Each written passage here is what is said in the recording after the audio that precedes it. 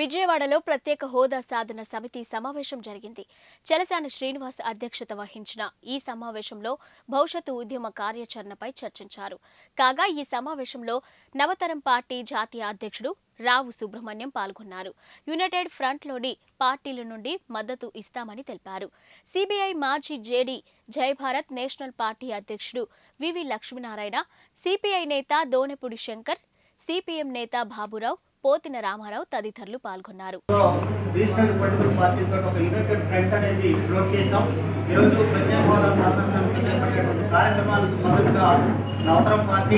నవోదయం party, national Navakranthi party, అట్లాగనే నవరం Congress party, ఇంకా మొత్తం 35 రాజకీయ పార్టీల నుండి ఈరోజు ప్రత్యేక హోదా సాధన సమితి చేపట్టే కార్యక్రమాలకి మద్దతుగా ఉంటామని చెప్పి ఈ సందర్భంగా తెలియజేసుకుంటా ఉన్నాం.